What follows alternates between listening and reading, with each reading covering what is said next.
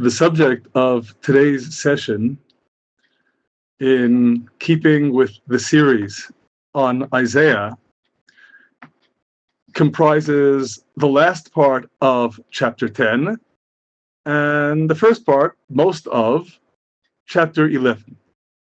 As we've noted in the past, while we are aiming to keep to a rhythm of approximately a chapter per session, the breakdown doesn't necessarily conform to the standard division into chapters, which is a relatively recent division of the books of the Bible, and one that often does not serve well in considering the themes that emerge from the passages themselves. And in particular here, I think there is actually great importance in our conjoining the end of chapter 10 to the beginning of chapter 11. You see on your screens right now the beginning of chapter 11. We will be returning to the last part of chapter 10 before delving into chapter 11. But the reason I'm stressing it at the outset is because, of course, the beginning of chapter 11 is a passage that I suspect we all know on one level or another very well. And there shall go forth a shoot out of the stock of Jesse, and a twig shall grow forth out of his roots. And I must admit that typically, when I personally am asked, where do I see the affirmation of belief in the coming of the Messiah most explicitly articulated in the Bible, usually, although there are, of course, a number of salient passages that we could cite, I start with this one. And indeed, unequivocally, we do see these majestic, eternal, timeless words of the prophet as pertaining to the Messianic era that yet awaits us. And yet simultaneously, that's the note upon which I'd like to begin here. And this is a subject that we have had occasion to address previously, in particular in the question and answer sessions 18 and 19. How do we relate to the words of the prophet here? We've discussed this essential point on a number of occasions in our study of Isaiah as well. The prophet, on the most basic plane, on the most immediate level, isn't speaking about the coming of the Messiah.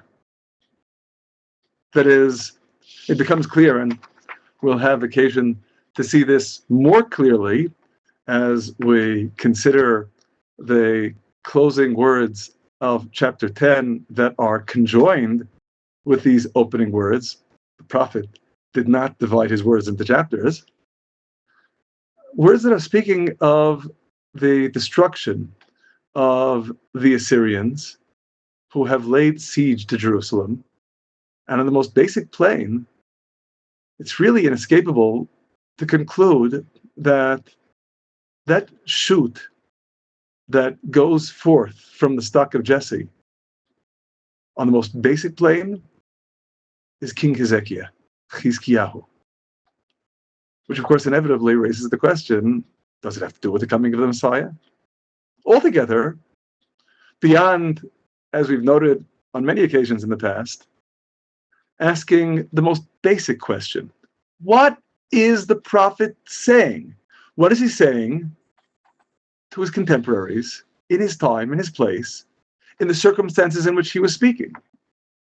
We still need to ask, what is he saying to us? After all, we don't regard what he's saying as only pertaining to the immediate audience that first heard his words. So indeed, I think that's an important starting point here, because we are going to need to dwell upon what he's saying in his context. To what extent do these words address us? And I'd like to, in this regard, stress, maybe repeat some thoughts that we've already expressed on this subject in the past. That is, when we consider what we read in Isaiah chapter 55, we read of what the impact of the words of the prophet is on an ongoing basis, on a conclusive, permanent basis. In verse 9, for as the heavens are higher than the earth, so are my ways higher than your ways, and my thoughts than your thoughts. Verse 10, for as the rain comes down and the snow from heaven, and returns not there, except that it waters the earth, and makes it bring forth and bud, and give seed to the sower and bread to the eater, so shall my word that goes forth out of my mouth. It shall not return unto me empty-handed, except that it accomplishes that which I desire, and makes the thing whereto I sent it prosper. So the words of the prophet never go back empty-handed. And of course, inevitably, we appreciate in that context, and we've noted this again in the question and answer sessions as well, that clearly poses a challenge to us. To cite just two very brief examples of many that we could discuss. In the second chapter of Haggai, like Zechariah and Malachi, prophesying in the second temple. We read, beginning in verse 6, thus says the God of hosts, yet once it is a little while, and I will shake the heavens and the earth and the sea and the dry land, and I will shake all the nations, and the choicest things of all nations shall come, and I will fill this house with glory, says the God of hosts. Mine is the silver and mine is the gold, says the God of hosts. The glory of this latter house, the temple, rebuilt, shall be greater than that of the former, says the God of hosts. And in this place I will give peace, says the God of hosts. It didn't happen. The second temple, certainly in the time of Haggai, was but a pale shadow of the glory of the first temple. And perhaps even more glaringly, in the second chapter of Zechariah, also in the second temple period, beginning in verse 14.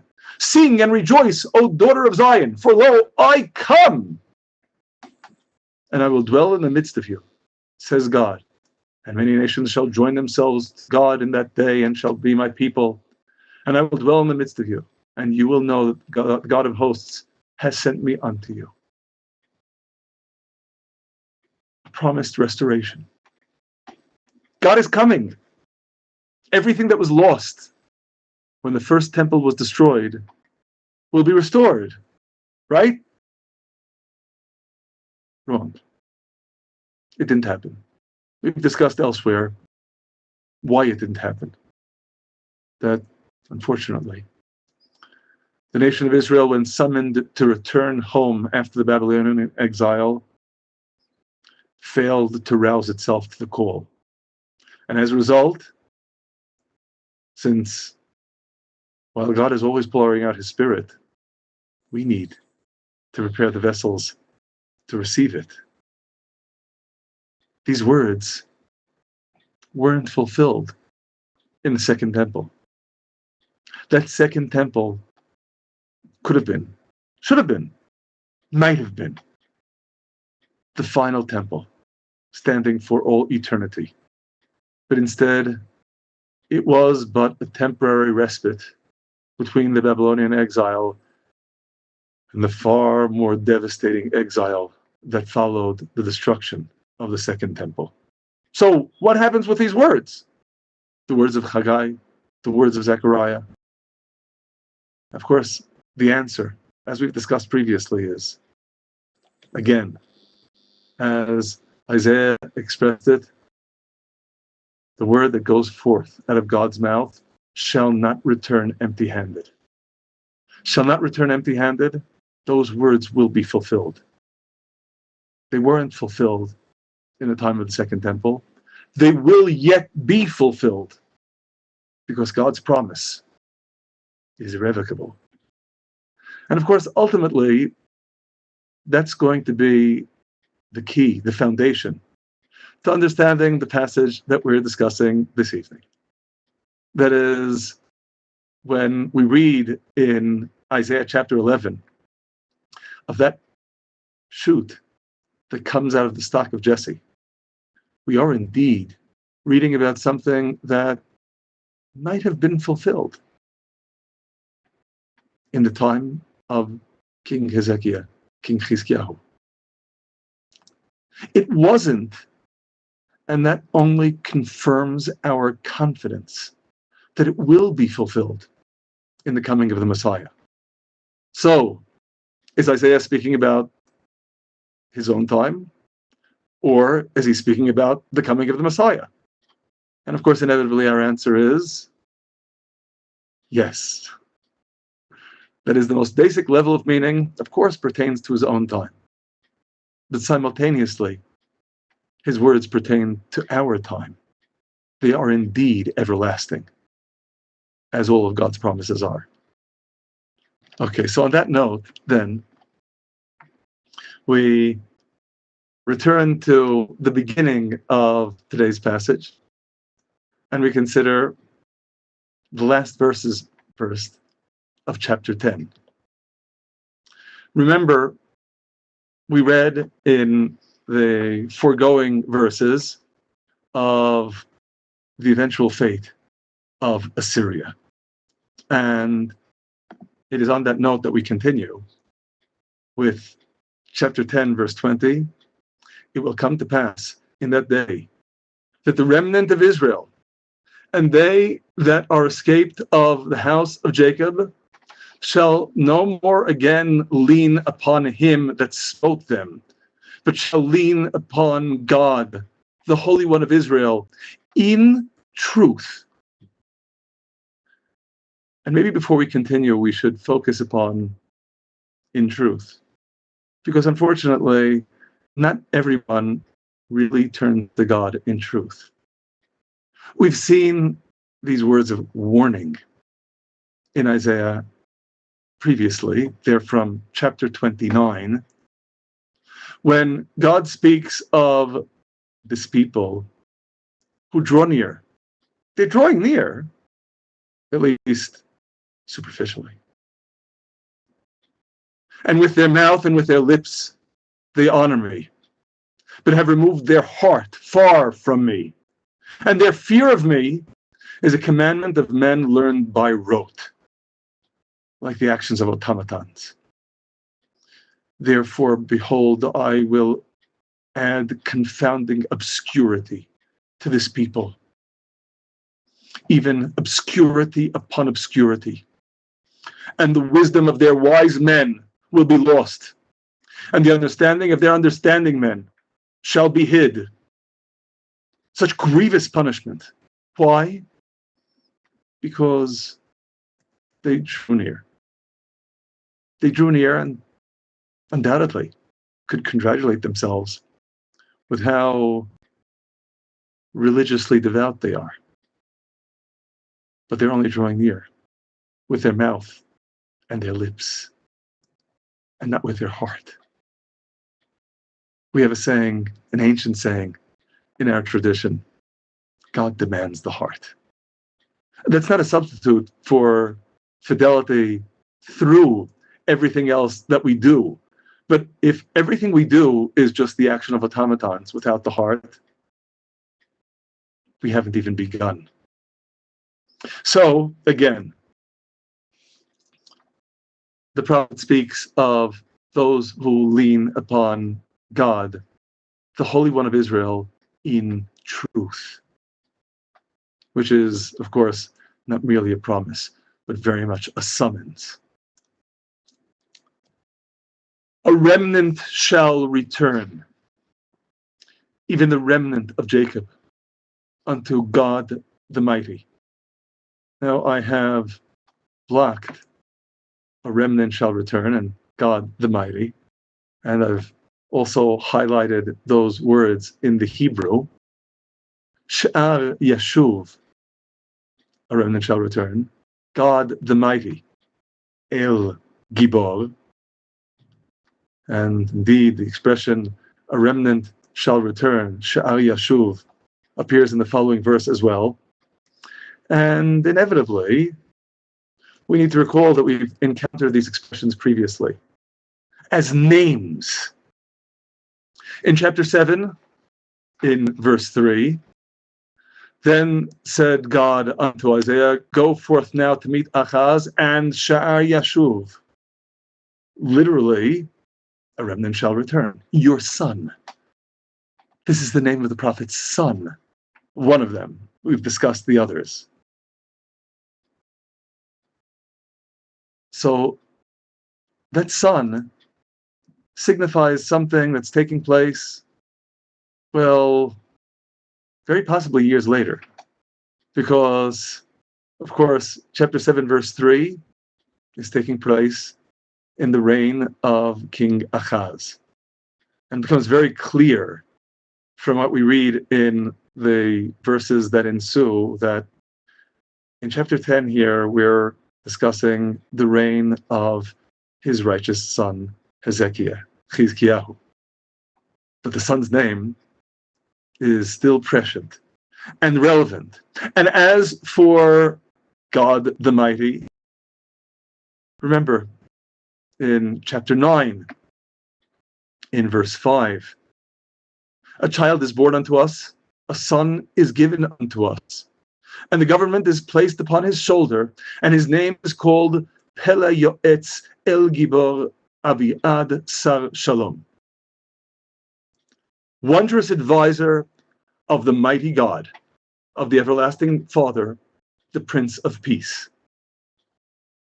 Or, as we noted, alternatively, we could read the Hebrew as, and the wondrous advisor, the mighty God, the everlasting Father, called his name, the Prince of Peace.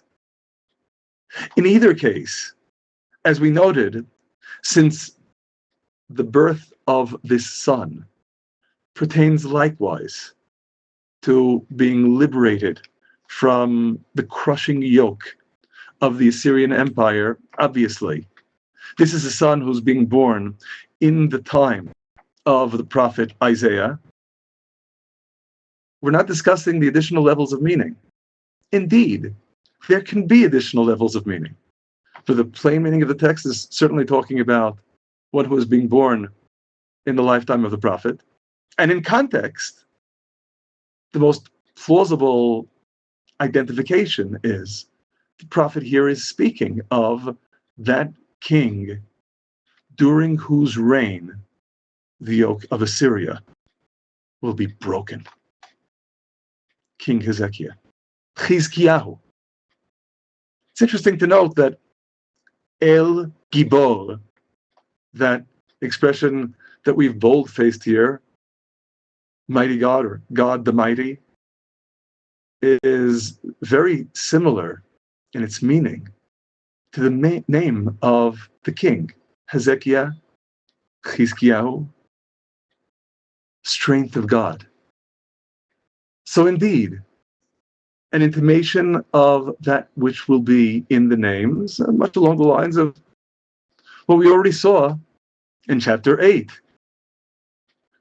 In verse 18, behold, I and the children whom God has given me shall be for portents and tokens in Israel from the God of hosts, who dwells in Mount Zion. So, indeed, we can't help but note that possibly years later, the prophet makes reference to these names once again because they still are portents. They still are tokens. God's plan is still unfolding, and these names signify that everything that is unfolding is indeed part of his plan. There is a guide. There is an author. There's someone who is at the steering wheel of history. So again, a remnant shall return unto God the Mighty. in verse 22. Now, I have to admit that verse 22 can be rendered in more than one way. The Hebrew is ambiguous. We can render it as, for though your people, O Israel, be as the sand of the sea, only a remnant of them shall return. Again, Sha'ar Yashuv. Only a remnant, because an extermination is determined, overflowing with righteousness. Because even in Israel, there are those who will not be saved. Only a remnant will return. That's one way of understanding this verse. The alternative conveys a very different message. And the truth is, they're both valid messages. For if your people, O Israel, be as the sand of the sea, the remnant of them that shall return shall wash away with righteousness the decreed destruction. Because that remnant that returns is going to be worthy, and they are going to be saved. And through their righteousness, they will indeed wash away the decreed destruction that might otherwise have impinged upon them. Well, that's true too. There is going to be the extermination. There is going to be the judgment. And indeed, as we read in verse 23, for an extermination wholly determined shall God, the God of hosts, make in the midst of all the earth, or all the land. Again, whether we're speaking on the plane of only the land of Israel or the entire world isn't clear. The Hebrew is susceptible to both interpretations. But what we stress here is, yes, there is going to be that extermination. That extermination will first and foremost be against the enemy. Verse 24, therefore, thus says God, the God of hosts, O my people who dwells in Zion, my people. No, not your people, my people, says God. The ones who are my people, who have indeed returned to God. Be not afraid of Assyria. Though he smites you with the rod and lifts up his staff against you in the way of Egypt, it's only temporary. For yet a very little while, and the indignation shall be over. That is, whatever has been decreed as punishment for Israel has reached its bounds. And my anger shall be to their destruction, to Assyria's destruction, because of their blasphemy, because of Assyria's blasphemy, as we discussed in the earlier passage in chapter 10. And the God of hosts shall rouse against him a scourge, as in the smiting of Midian at the rock of Oreb, and as his staff was over the sea, so shall he carry him off in the way of Egypt. There is, of course, an irony that carrying him off in the way of Egypt is the manner in which Assyria will meet its destruction. The very same expression described what Assyria thought to impose upon Israel. Now, before we move on, we need to clarify what's going on in verse 26, the smiting of Midian at the rock of Oreb and his staff over the sea. Well, when we consider the relevant passages in the Bible, the meaning becomes clear. That is, in Judges chapter 7, we read of Gideon's battle against the Midian occupiers of the land who were oppressing Israel. And the part that's relevant for our purposes in chapter 7, verse 25 is, and they took the two princes of Midian, Oreb and Zeb, And they slew Orev at the rock of Orev. And Zev they slew at the winepress of Zev and pursued Midian. Indeed, we read of this battle again also in Psalm 83, where with respect to the enemies of God who are attempting to destroy his people, the psalmist beseeches God in verse 10, do you unto them as unto Midian and other enemies of Israel. And specifically in verse 12, make their nobles like Orev and Zev. These are the princes of Midian, together with Zevach and Salmonah. Now, what's interesting to note, of course, is that we're referring to a battle that has taken place centuries earlier than either the prophet Isaiah or his audience.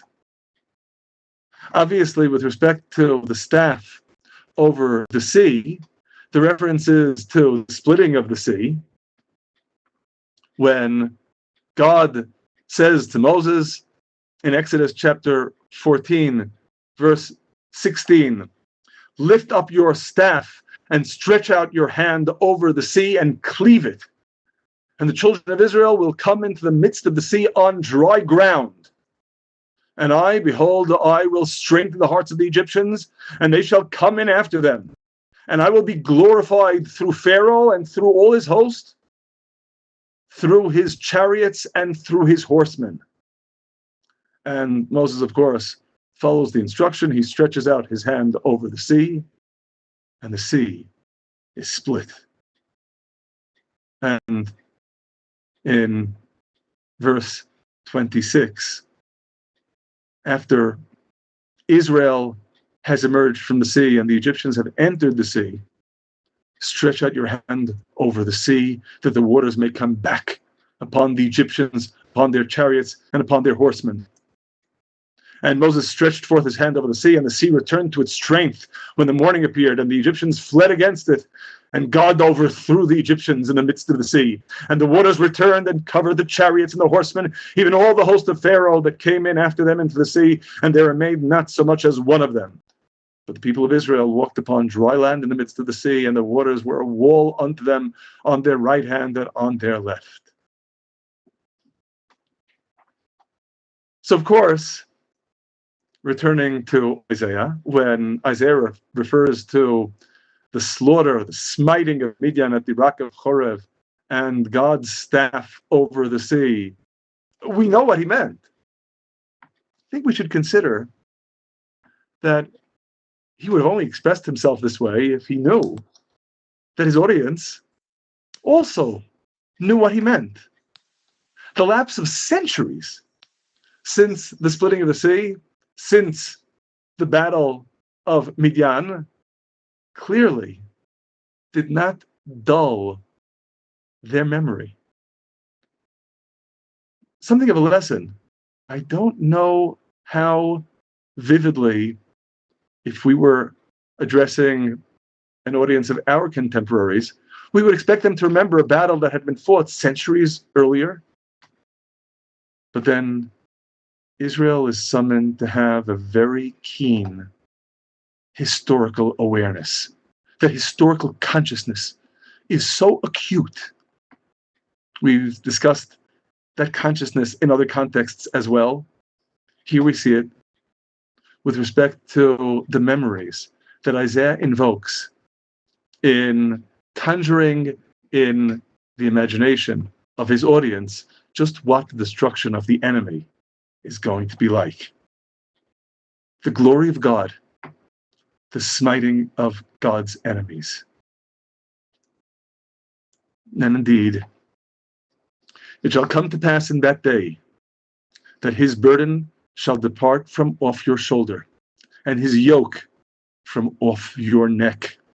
And the yoke will be destroyed by reason of fatness, or oil, to be more literal. What does that mean? That the yoke will be destroyed by reason of fatness? So, of course, on a purely picturesque plane, we recognize that when you place a yoke on a calf.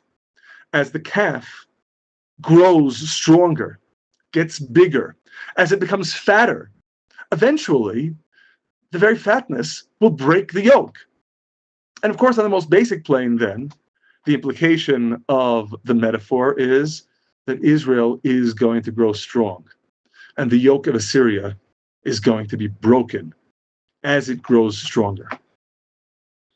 But of course, there are deeper levels of meaning as well, aren't there? For example, we might otherwise think that a yoke is something that is, at the very least, made of some very solid wood, sometimes even of metal. In other words, in the contest between fat and the yoke, generally speaking, we presume the yoke is going to win. We expect that might will prevail. And the prophet wants to assure us it will not prevail. The fatness will prevail more than the yoke. And that brings us to an additional dimension, and that is that oil in many passages in the Bible is an allusion to wisdom, an allusion to light, the light of God's word. And of course, inevitably, on that plane, we appreciate even more so that the message of the prophet is, you see the material strength of Assyria. You see the might of Assyria. That might will be broken through the spirit that is sustained by that remnant of Israel that returns to God. But before we get there, what we read in verses 28 through 32 is breathtaking. It is nothing less than a travelogue, a fast-paced record of the advances of the enemy. Because remember, Sennacherib, Sancheriv, is on his way to lay siege to Jerusalem and destroy it. And so, reading the various place locations that begin north of Jerusalem as the enemy sweeps down. He has come to Ayath. He is passed through Migron. At Michmas, he lays up his baggage because he has the narrow ascent of the Wadi to contend with without the baggage. They are gone over the pass. They have taken up their lodging at Geva. Ramah trembles. Gibath Shaul is fled. Cry with a shrill voice, O daughter of Galim. Hearken, O Laish, O Aniyah, O Anathoth. Madmenah wanders. The inhabitants of Gevim gather. This onslaught, this very day, shall he stand at Nov, shaking his hand at the mount of the daughter of Zion, the hill of Jerusalem. We can picture in our mind's eye the besieged inhabitants of Jerusalem. They've already closed the gates, preparing for the worst. And they see the hordes of the Assyrian Empire rolling in, army after army. 185,000 soldiers massed about Jerusalem. And the prophet continues. Verse 33. Behold, the Lord, the God of hosts, shall lop the boughs with terror or with a saw. Because after all, the metaphor here is a forest has come against us. And the high ones of stature shall be hewn down, and the lofty shall be humbled. And he shall cut down the thickets of the forest with iron, and Lebanon shall fall by a mighty one. The destruction. Now, before we consider the destruction itself, the theme, the motif of the high ones being hewed down, the lofty being humbled, being laid low. That's a motif we've had occasion to discuss previously. That is, we've seen it, first of all, in Isaiah chapter 2, where we read, "And man bows down and becomes humble, and you shall not forgive them." Verse 11, "The lofty looks of man shall be humbled, and the haughtiness of men shall be bowed down, and God alone shall be exalted in that day. For the God of hosts has a day upon all that is proud and lofty, and upon all that is lifted up, and he shall become humble, and upon all the cedars of Lebanon." Note the self-same motif. The cedars of Lebanon, the mighty trees that are high and lifted up, all the oaks of Bashan. And there are, of course, additional metaphors of loftiness and pride. And in verse 17, "The loftiness of man shall be bowed down, and the haughtiness of men shall be humbled, and God alone will be exalted in that day." We saw the same motif in chapter 5. And I can't help but recall that chapter 5 was also a metaphor that pertained to trees, where Israel was likened to a vine. Remember? In chapter 5, verse 15, "And man is bowed down, and man is humbled, and the eyes of the lofty are humbled. But the God of hosts is exalted through justice, and God, the Holy One, is sanctified through righteousness." Now, that theme of the humbling of the haughty is one that will yet again recur in Isaiah chapter 26. And the context is, beginning in verse 4, "Trust in God forever. For the Lord is God, an everlasting rock. For he has humbled them who dwell on high, the lofty city, laying it low even to the ground, bringing it even to the dust, so that the foot shall trample it down, even the feet of the poor and the steps of the needy." This theme of the haughty being humbled is one that recurs far too many times in Scripture for us to recount them all. But I do want to note that we find the very same metaphor of the lofty trees being chopped down and the tender ones rising up. That motif occurs twice in the prophet Ezekiel as well. Were these words of Isaiah his inspiration? Could be. We don't know for sure. But in Ezekiel chapter 17, we read that God will take the lofty top of the cedar, crop off the young twigs, and replant them. And the real message in verse 24, "And all the trees of the field will know that I, God, have brought down the high tree, have exalted the low tree, have dried up the green tree, and have made the dry tree to flourish. I, God, have spoken and have done it."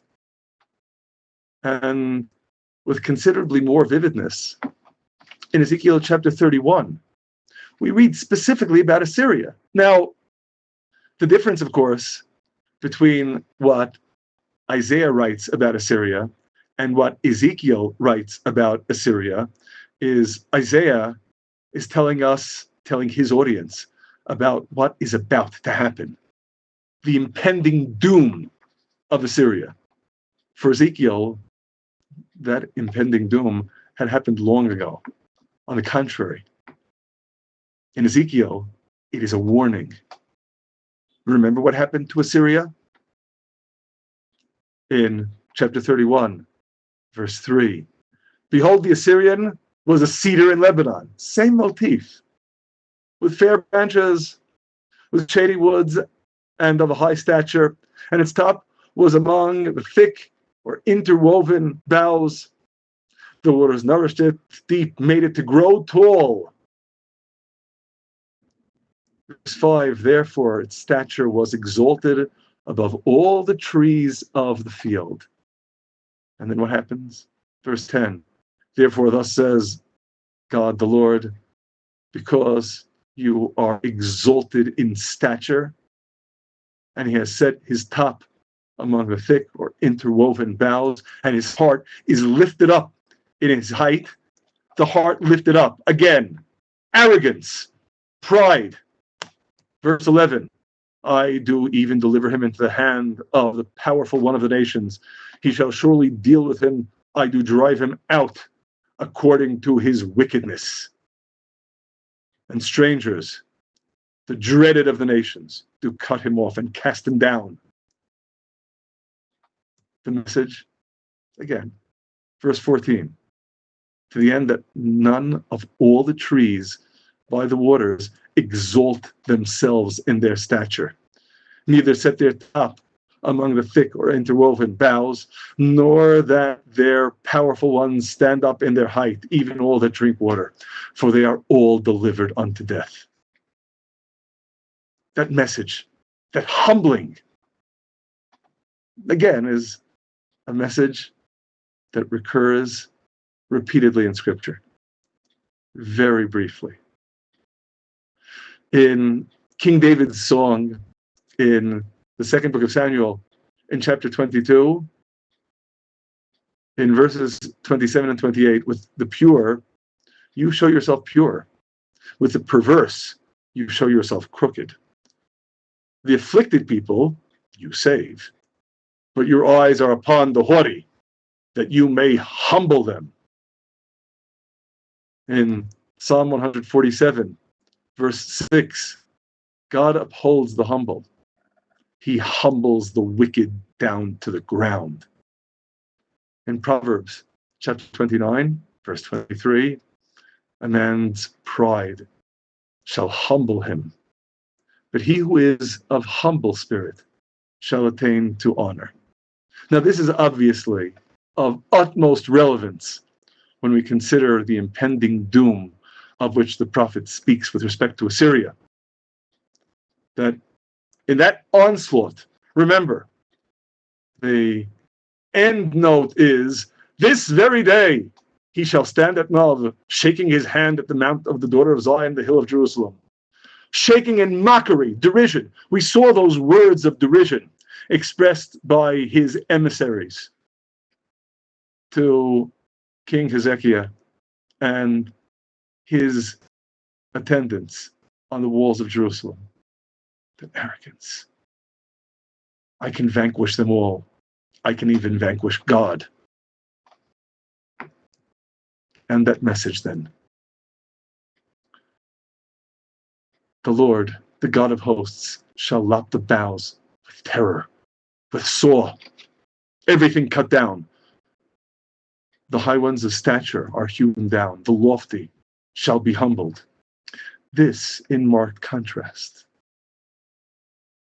to what we read in the second book of Chronicles, chapter 32, about King Hezekiah, King Chizkiyahu. In those days, now, those days, as we read in the previous verses, are precisely the days of this battle, the days of this wondrous salvation from Assyria.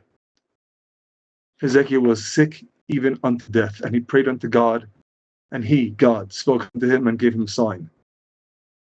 Now, on the one hand, in verse 25, without further clarification, without further elaboration, we'll have occasion, God willing, to return to this passage and consider just what it is intimating.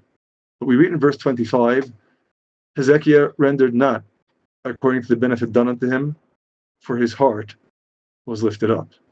Therefore there was wrath upon him and upon Judah and Jerusalem. Notwithstanding, in verse 26, Hezekiah humbled himself for the pride of his heart, both he and the inhabitants of Jerusalem, so that the wrath of God came not upon them in the days of Hezekiah. So on the one hand, Hezekiah humbled himself for the pride of his heart. He was the one who was humble, whom God exalts. Whereas Sennacherib, Assyria, was the prideful, arrogant, lofty one whom God humbles. That's, on the one hand, obviously the dynamism that we're reading here. And of course, it pertains to what is the fate of Assyria. I can't help but add here that, apropos of what we discussed at the beginning this evening, with respect to words of the prophet that necessarily will be fulfilled, but may not be fulfilled immediately, could be that what we're reading here about Hezekiah's heart being lifted up, even though he did humble himself for the pride of his heart, maybe that was the reason that the words of the prophet were not in their entirety fulfilled.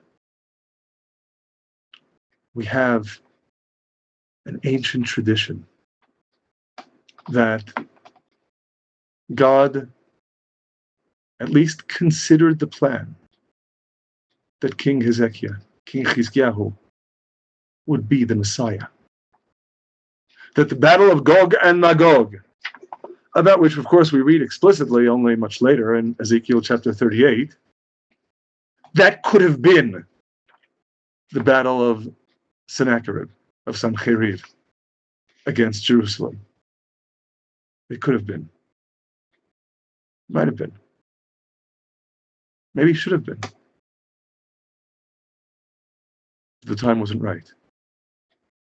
On some level, King Hezekiah, despite his explicitly recorded righteousness, was not worthy of being the Messiah.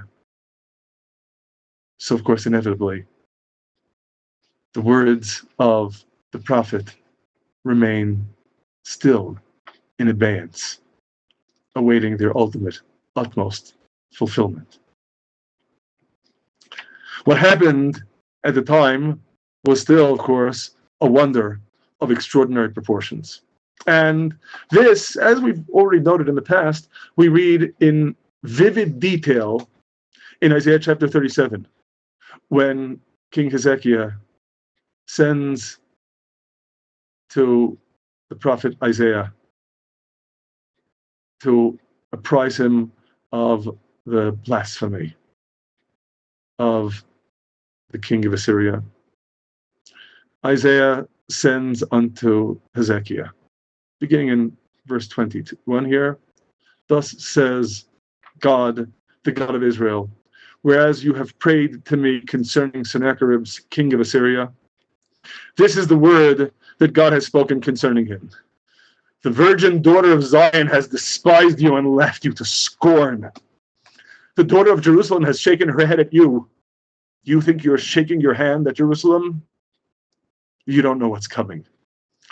Verse 31, and the remnant that is escaped of the house of Judah shall again take root downward and bear fruit upward. For out of Jerusalem shall go forth a remnant, and out of Mount Zion they that shall escape. The zeal of the God of hosts shall perform this. Therefore, thus says God concerning the king of Assyria, he shall not come unto this city, nor shoot an arrow there, neither shall he come before it with shield, nor cast a mound against it. By the way that he came, by the same shall he return, and he shall not come unto this city, says God. For I will defend this city to save it, for my own sake and for my servant David's sake. And in verse 36, we read the fate of the Assyrian army. the angel of God went forth and smote in the camp of the Assyrians 185,000. And when men arose early in the morning, behold, they were all dead corpses.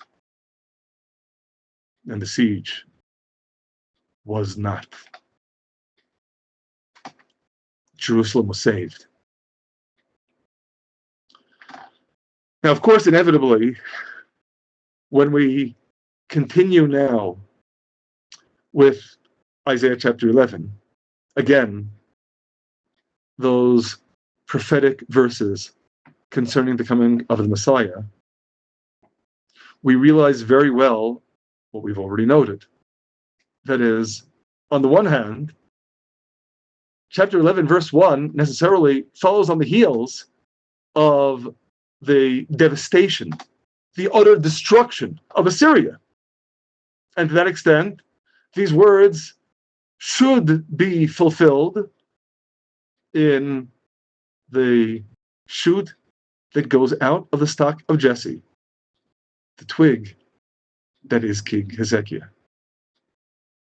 But simultaneously, once again, we recognize that these words necessarily will have a far broader historic import, because they did not attain complete fulfillment in the time of King Hezekiah. The portrayal, the metaphor here, is one that nonetheless we should stress, especially because of its recurrence in the words of later prophets. There shall go forth a shoot out of the stock of Jesse. A twig shall grow forth out of his roots. Note that in much the same vein that the Assyrian Empire is described as a forest that God is chopping down, and everything is hewn down and humbled, here it is a veritable stump. All that's left is the stock of Jesse. But from that seemingly barren stump shall go forth a shoot. And even if there isn't even a stump left, a twig will grow forth out of his roots. Same metaphor of the tree. Now, the metaphor of the tree obviously can be understood on many different planes. Trees have deep roots, and trees reach toward heaven. So, after all, do human beings. And in particular, the tree represents continuity. The tree that is cut down is what presumed to be everlasting, destroyed by God. The tree that, even after having been cut down, produces a new shoot. That's the symbol of God's ongoing providence with respect to the house of David. And indeed, it is in that vein that we read likewise in Jeremiah. Jeremiah chapter 23, verses 5 and 6. Different enemy, different circumstances, same symbol. Behold, the days come, says God, that I will raise unto David a righteous shoot, and he shall reign as king and prosper, and shall execute justice and righteousness in the land. Now, obviously, this is not referring to King Hezekiah, because Jeremiah is long after King Hezekiah has gone. To whom is Jeremiah referring? He doesn't say. Considering that the king in his time, Zedekiah, has a name that means righteous of God, but unfortunately he wasn't. Speaking of a righteous shoot is, if anything, speaking of someone unseen, uncrowned, yet, but who will be coming. And there is a promise. In his days, Judah shall be saved, and Israel shall dwell safely. And this is his name whereby he shall be called, God is our righteousness. Interesting that the same motif of shoot and the same name, albeit applied to something else, recurs in Jeremiah chapter 33, beginning in verse 14. Behold, the days come, says God, that I will perform the good word that I have spoken concerning the house of Israel and concerning the house of Judah. In those days and at that time will I cause a shoot of righteousness, same expression, a shoot of righteousness to grow up unto David, and he shall execute justice and righteousness in the land. In those days shall Judah be saved, and Jerusalem shall dwell safely. And this is the name whereby she shall be called. Here, the name is of Jerusalem. God is our righteousness. And that message of the shoot is, verse 17, for thus says God, there shall not be cut off unto David a man to sit upon the throne of the house of Israel. In verse 22, as the host of heaven cannot be numbered, neither the sand of the sea measured, so will I multiply the seed of David my servant, and the Levite that minister unto me. It's hard for me to read that verse without expressing on a personal note what I think I've shared with you in the past, and that is that we have a genealogy in the family, at least on one branch of the family. We are indeed descended, seed of King David. So God's promise is irrevocable, and that shoot will sprout. And of course, we note here with particular emphasis, as we saw it in both chapter 23, verse 5, he shall reign as king and prosper and shall execute justice and righteousness in the land. In chapter 33, verse 15, he shall execute justice and righteousness in the land. What indeed the prophet Isaiah tells us about this shoot that goes forth out of the stock of Jesse. The Spirit of God shall rest upon him, the Spirit of wisdom and understanding, the Spirit of counsel and might, the Spirit of knowledge and the fear of God. And he shall be animated by the fear of God, and shall not judge after the sight of his eyes, neither reprove after the hearing of his ears, but with righteousness shall he judge the poor, and reprove with equity for the humble of the land. And he shall smite the land with the rod of his mouth, and with the spirit of his lips shall he slay the wicked, and righteousness shall be the girdle of his loins, and faithfulness the girdle of his reins. And it's not just Jeremiah. That is, in Zechariah as well, this is already the Second Temple period.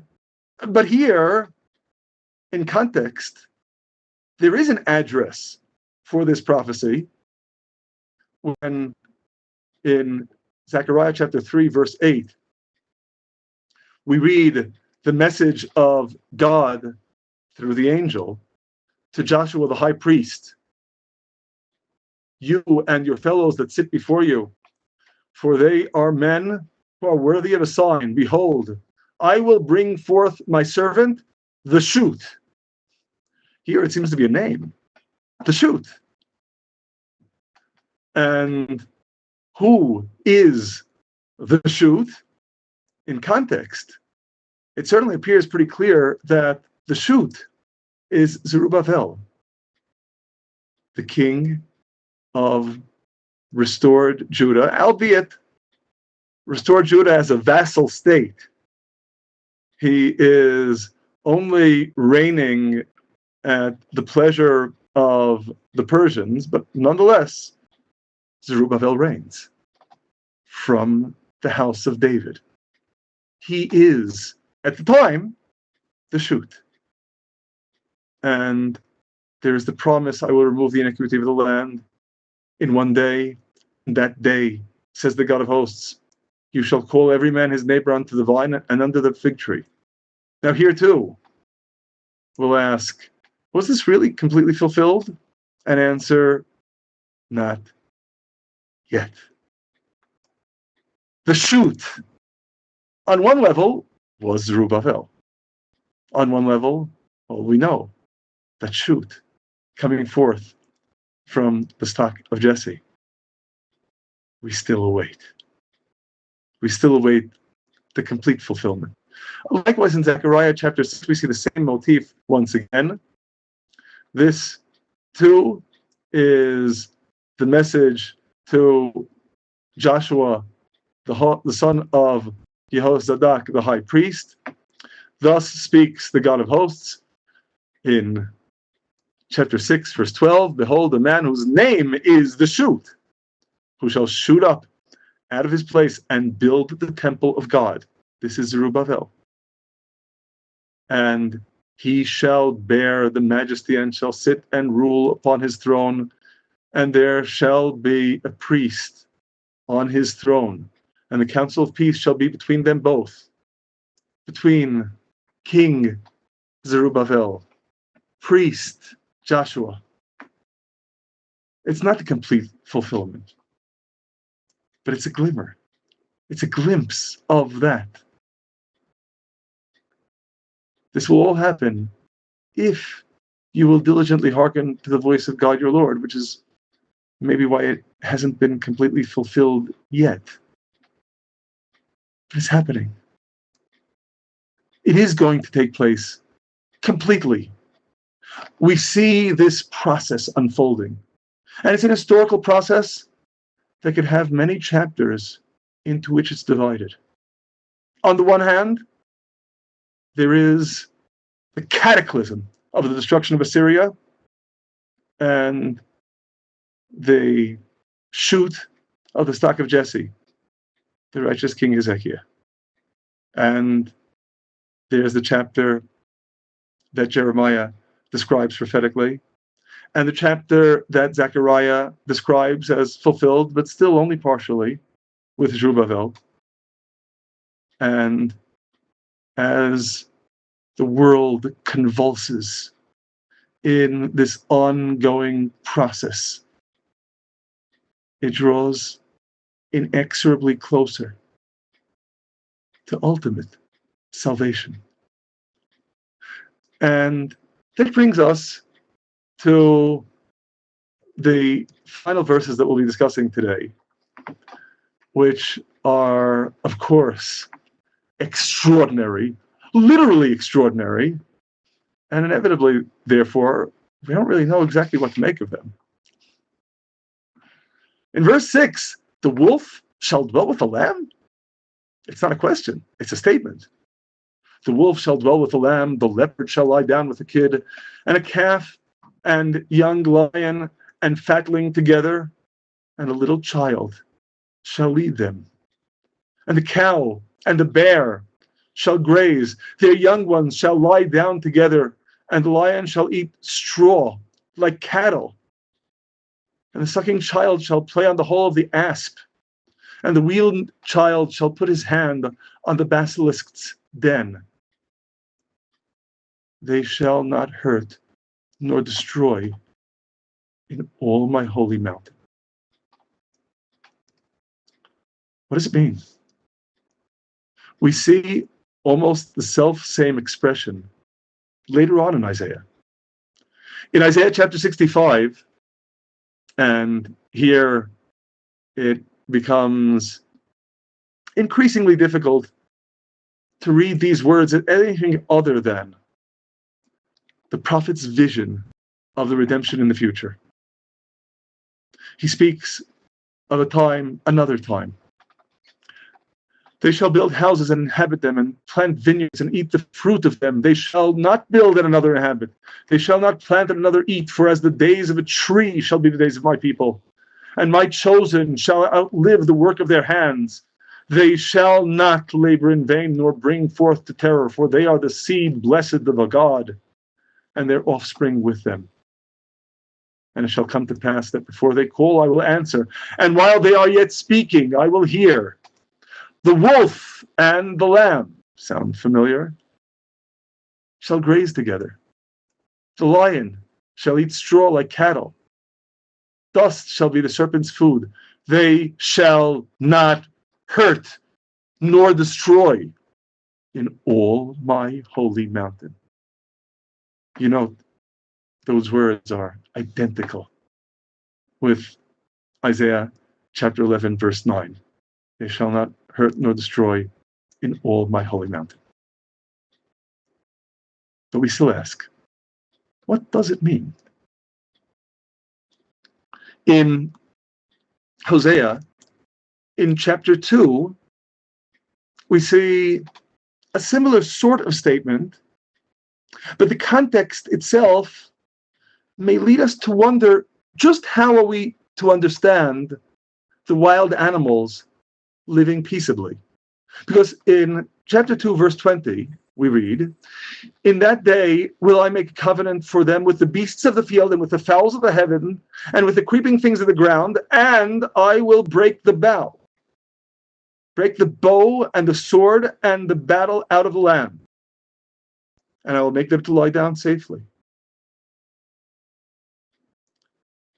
And of course, the culmination of that, which in a different vein resonates with the second half of Isaiah chapter 11, verse 9, "The earth will be full of knowledge of God as the waters cover the seabed. I will betroth you to me forever," says Hosea in chapter 2, verses 21 and 22. "Yea, I will betroth you unto me in righteousness and in justice and in loving kindness and in compassion. And I will betroth you unto me in faithfulness, and you will know God." Same theme, knowledge of God. So, is it really that wild animals will become docile?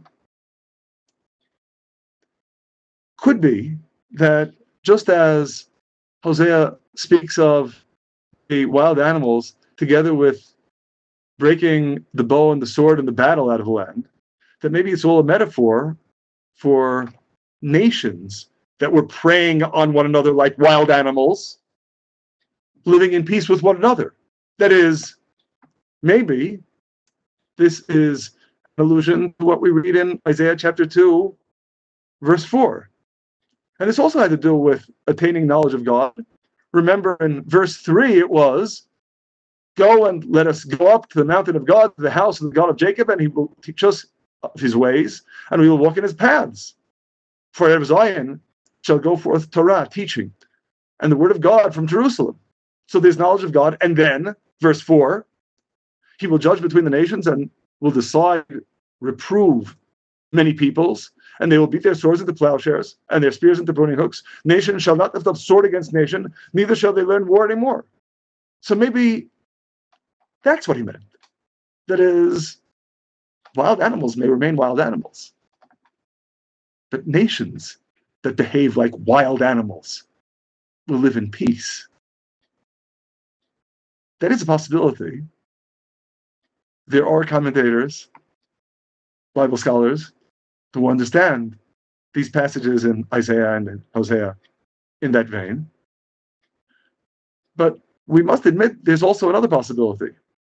Remember back at the beginning? In Genesis chapter 1, when God creates man, he blesses man to have dominion over the fish of the sea and over the fowl of the air and over every living thing that creeps upon the earth. Dominion, because everything is living in peace, and you oversee them all. With respect to what you eat, God says to man, "I have given you every herb yielding seed which is upon the face of all the earth, and every tree in which is the fruit of a tree yielding seed. To you it shall be for food. And," in verse 30, "to every beast of the earth, and to every fowl of the air, and to every living thing that creeps upon the earth, wherein there is a living soul, I have given every green herb for food." I've given every green herb. Only the plants. Not predation. Not eating the flesh of other animals. So it is entirely plausible that when we get to this world of the future, when everyone knows God, that things will be restored to what they were like before a restoration to Genesis chapter 1. Even the natural world will become non-violent, will become docile once again. Of course, ultimately, we'll wait and find out when we get there. But both possibilities work. The main thing, and this undoubtedly is the main thing, is the message of verse 9. Again, they shall not hurt nor destroy it in all my holy mountain, for the earth will be full of knowledge of God as the waters cover the seabed. That is, whatever happens, to whatever extent they neither hurt nor destroy, it's only because of that, of the knowledge of God. That knowledge of God, indeed, fills the earth. As we read likewise in Jeremiah chapter 24,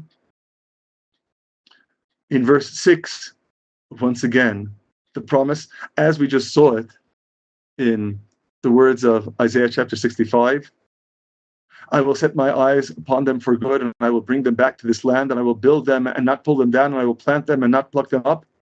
In verse 7, and I will give them a heart to know me, knowledge of God, that I am God, and they shall be my people.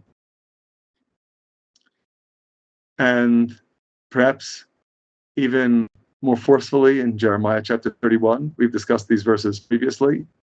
In verses 32 and 33, this is the covenant that I will make with the house of Israel after those days, says God. I will put my Torah, my teaching, in their hearts, in their inward parts, their midst. In their heart will I write it. I will be their God, and they shall be my people. And they shall teach no more every man his neighbor and every man his brother, saying, know God, for they shall all know me, from the least of them unto the greatest of them. Knowledge of God. Likewise, the prophet Habakkuk in chapter 2, in almost the exact same words as Isaiah chapter 11, verse 9, we read in verse 14, after indeed punishment is visited upon the wicked, the earth shall be filled with knowledge of the glory of God as waters cover the seabed. Which brings us to one final crucial point with which we conclude. What do we mean by knowledge of God altogether? Obviously, knowledge of God isn't something that gives God something. It's only for us. God is absolute truth, absolute goodness, absolute justice, absolute righteousness. Knowledge of God is knowledge of these. Serving God is serving these. And maybe most specifically, we should conclude with the words of Jeremiah chapter 9, verses 22 and 23, which are so apropos here. We spoke all about the arrogance, the haughtiness, the loftiness of those who need to be humbled. Verse 22, thus says God, let not the wise man glory in his wisdom, neither let the mighty man glory in his might. Let not the rich man glory in his riches. Verse 23, but let him who glories glory in this, only in this, that he understands and knows me. For I am God who exercises kindness, justice, and righteousness in the earth. For these I desire, says God. Knowing God is knowing this and acting this way, exercising kindness, justice, and righteousness in the earth. In short, it is precisely that results from the earth being full of the knowledge of God. It is a peaceable world where violence is ended. It is a king who judges with complete righteousness. It is everything we see in this world, finally, at long last, fixed up. It's very instructive for us to see this message, to see this progression from arrogance to humility, from brazenness to knowing God and serving Him. We're not there yet, but the prophet gives us a roadmap. He gives us a glimpse of a world convulsing, but convulsing on the pathway to salvation. May we take this roadmap as our guide and heed His words to bring that blessed day closer. God bless you.